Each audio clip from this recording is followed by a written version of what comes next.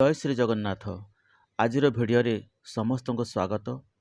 आज आमे ओडिया व्याकरण रे थिबा विशेष पदगुड़िकर संज्ञा और उदाहरण विषय जानिबा।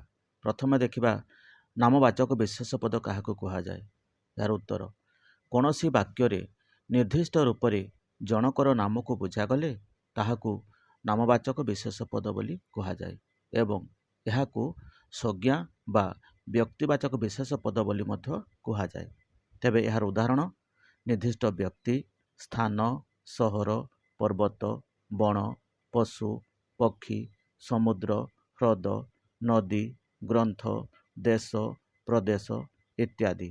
तापर देखिबा 2 नंबर जातिवाचक विशेष पद काहाकु कुहा जाय। यार उत्तर कोनोसी वाक्य रे जेउ विशेष पद कोनोसी निर्दिष्ट जातिर नाम को बुझाए ताहाकु जातिवाचक विशेष पद बोली कुहा जाय।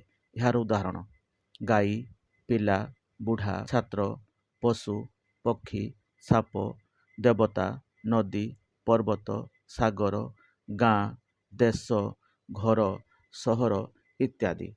तापर देखिबा वस्तुवाचक विशेष पद काहाकु कुहा जाय।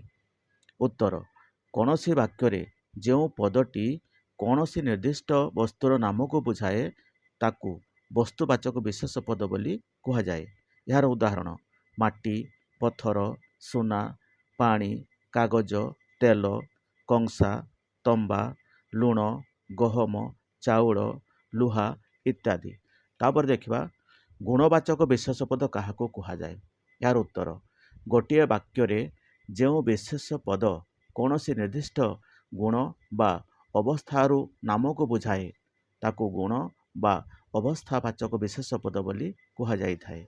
यार उदाहरण यौवन, दारिद्र्य, वार्धक्य, सत्य, शांति, मैत्री, सुंदर, समता, दुख, सुख, मधुर, निरीह, शैशव इत्यादि।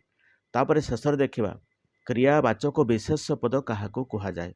यार उत्तर गोटिए वाक्य रे जेउ पदटी कोनोसी निर्दिष्ट कार्यर नाम को बुझाए ताकू क्रियावाचक विशेष पद बोली कुहा जाय।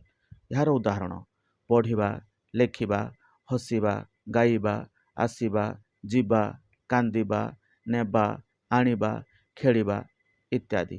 तेबे पिला माने भिडियोटी देखिथिबारु अनेक अनेक धन्यवाद।